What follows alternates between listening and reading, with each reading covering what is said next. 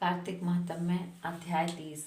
बड़े मनोयोग पूर्वक नारद जी से ये कथाएं महाराज पृथु सुन रहे थे। नवमी की कथा सुनने के बाद महाराज पृथु ने नारद जी से कहा, हे देवऋषि, भीष्म पंचक व्रत जो कि भगवान को अत्यंत प्रिय हैं, किस कारण प्रसिद्ध हुआ, यह मेरी जानने की प्रबल इच्छा है। नारद जी ने कहा, हे राजन, यह व्रत अनादिकाल से था, परंतु बीच में लुप्त हो गया था। दोबारा यह कब और कैसे प्रारंभ हुआ, इसकी कथा सुनो। इस युग में भगवान श्री कृष्ण ने भीष्म पितामह को यह व्रत बताया था और उन्होंने ही सर्वप्रथम इसे किया था। इसी कारण यह व्रत भीष्म पंचक के नाम से प्रसिद्ध हुआ। हे राजा पृथु, महाभारत युद्ध से पहले पांडवों की ओर से जब भगवान श्री कृष्ण कौरवों को समझाने के लिए गए, तब सर्वप्रथम वह विदुर जी के पास पहुंचे। विदुर जी ने उनका आदर सत्कार किया। तत्पश्चात भगवान श्री कृष्ण भीष्म के पास गए। वहां जाकर कुशल क्षेम के बाद श्री कृष्ण ने अपने आने का संपूर्ण वृतांत भीष्म जी को सुनाया। तब भीष्म जी कहने लगे, भगवान, तीनों लोकों के स्वामी होते हुए भी आप केवल पांडवों की ओर से ही दूत बनकर क्यों आए हैं? और पांडवों के प्रति आपका इतना प्रेम होने का क्या कारण है? तीनों लोग आपके वश में हैं, तब पांडवों ने ऐसा कौन सा व्रत, तप, दान, पुण्य या यज्ञ किया है, अथवा उनके पास ऐसा क्या वशीकरण है जिसके कारण आप उनके वश में हो गए? भगवान श्री कृष्ण ने मुस्कुराकर उत्तर दिया, ही गंगा पुत्र, यद्यपि यह रहस्य अत्यंत गुप्त है, तथापि इसे मैं तुमसे कहता हूँ। पूर्व जन्म में उन पांचों भाइयों ने एक ऐसा व्रत किया था जो मुझको अत्यंत प्रिय है, इस कारण मैं उनके वशीभूत हूँ। अब तुम उस व्रत का वृतांत सुनो। अत्यंत प्राचीन काल में उज्जैन नामक नगरी में कवि, शुचि, दृढ़, दंत तथा हंस नामक 5 ब्राह्मण रहते थे। वे सभी वेदों के ज्ञाता, युवा, रूपवान तथा गंधर्व विद्या में अत्यंत निपुण थे। वे सभी दिशाओं में भ्रमण करके अपनी गान विद्या द्वारा पर्याप्त धन प्राप्त किया करते थे। एक बार वे मथुरा नगरी में सुवीर नामक राजा के दरबार में पहुंचे। संगीत कला में निपुण होने के कारण उन्होंने राजसभा में इसका प्रदर्शन करने की इच्छा प्रकट की। वे 4 दिन उपवास तथा परम पवित्र यमुना जी में स्नान करते रहे। फिर उन्होंने किसी से राजा का संपूर्ण वृतांत पूछा।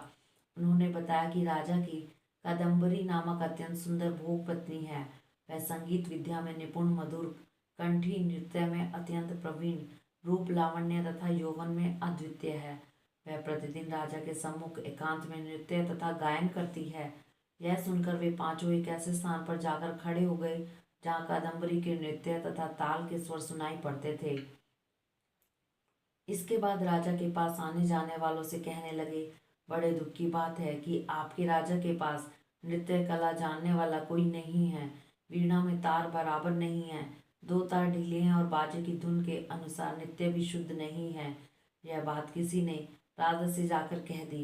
राजा ने जहाँ कादम्बरी का नृत्य हो रहा था, वहाँ उन पांचों को बुलवाया। वहां पहुंचकर उन्होंने राजा को आशीर्वाद दिया और राजा के निकट बैठ गए। कादम्बरी ने उनको संगीत विद्या में अत्यंत निपुण समझकर अपना विशिष्ट नृत्य किया। जब उसने चक्र में ताल दिया तो उन ब्राह्मणों ने उसको रोका। उसने चक्र छोड़कर यथा योग्य ताल दिया, मगर चक्र खंडित नहीं किया। कादम्बरी के इस गुण और उसकी रूप माधुर्य को देखकर पांचों उस पर मोहित हो गए। कादम्बरी भी उन पांचों को देखकर उन पर मोहित हो गई।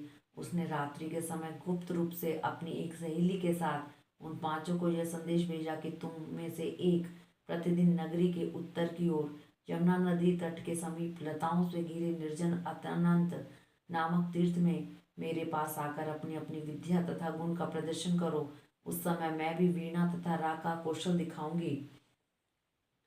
आगे की घटनाएं सुनाते हुए भगवान ने कहा, एक ब्रह्मचारी जो मेरा भक्त था, दुष्ट संगति से बचने के लिए गांव से अत्यंत दूर रहता था। उन दिनों वह भीष्म पंचक व्रत करके दिवालय में मेरी पूजे पूजा करता था। कार्तिक शुक्ला एकादशी के दिन उन संगीत के ब्राह्मणों में से कवि नाम का बड़ा भाई भी उस देवालय में आया। कादम्बरी भी वहां पर पहुंच गई। वहां मेरे भक्त ने जिस प्रकार पूजन किया, कवि नामक ब्राह्मण ने भी वैसा ही किया। उसके बाद वीणा लेकर गायन प्रारंभ किया। मेरा भक्त क्योंकि अपने मन पर विजय प्राप्त कर चुका था, इस कारण गायन सुनकर उसे क्रोध नहीं आया। कादम्बरी और कवि समस्त रात्रि गायन और नृत्य करते रहे। प्रातःकाल ब्रह्मचारी भक्त को गोबर का आचमन करते देख कवि ने भी वैसा ही किया। इसके बाद कादम्बरी अपने महल में चली गई। ब्रह्मचारी की संगति और रात्रि जागरण के कारण कवि के समस्त पाप दूर हो गए। अतः द्वादशी के दिन वह अपना समस्त द्रव्य दान करके विरक्त हो गया। दूसरे दिन शुचि आया। उसने भी रात्रि भर कादम्बरी के साथ नृत्य व गायन किया और ब्रह्मचारी की भांति पूजन करके गोमूत्र का आचमन किया। प्रातःकाल होते ही वह भी अपना संपूर्ण धन दान करके सन्यासी हो गया। उसने निश्चय किया कि जिस प्रकार कादम्बरी के नृत्य गायन व रूप को देखकर ब्रह्मचारी का मन चलायमान नहीं हुआ, उसी प्रकार मुझे भी मन को वश में करना चाहिए।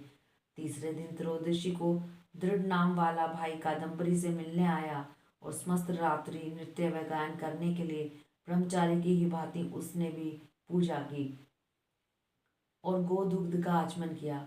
दोनों भाइयों के समान वह भी विरक्त होकर सन्यासी बन गया। अगले दिन अर्थात चतुर्दशी को मंदिर में चौथा भाई दंत आया और पूर्ववर्ती बंधुओं के साथ कादम्बरी के साथ रात्रि भर नृत्य और गायन करके ब्रह्मचारी से बचे घी का पान करके मन शुद्ध हो जाने के कारण विरक्त हो गया। सबसे अंत में अर्थात पूर्णिमा को हंस नामक सबसे छोटे भाई ने आकर ब्रह्मचारी को प्रणाम किया और यमुना में स्नान करके आंवले के वृक्ष के नीचे श्राद्ध कर्म किया और बाद में अपने भाइयों के समान ही विरक्त हो गया। इस प्रकार पांचों भाइयों ने एक एक दिन यह व्रत किया। कथा समाप्त करते हुए भगवान श्री कृष्ण ने कहा, हे भीष्म, कार्तिक मास में हमारा पूजन व दान पुण्य करने से करोड़ों योगों के समान फल प्राप्त होता है। उधर राजा ने नित्य प्रति रात्रि में कादम्बरी के मंदिर में जाने का समाचार पाकर उसे महल में बंद कर दिया, जिससे वह मंदिर न जा सकी।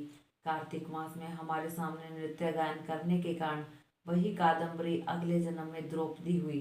हंस नाम वाला ब्राह्मण आंवले के वृक्ष के नीचे श्राद्ध आदि करने से युधिष्ठिर हुआ। एकादशी के जागरण के कारण कवि अर्जुन, शुचि, सहदेव, दंत, नकुल तथा दृढ़ नाम वाला ब्राह्मण पराक्रमी भीष्म हुआ। हे भीष्म जी, वस्तुतः पूर्व जन्मों में पांडवों द्वारा किए गए इस व्रत के कारण ही मैं उनके वशीभूत हूँ। इति 30वां अध्याय समाप्तम। हरि ओम तत्सत।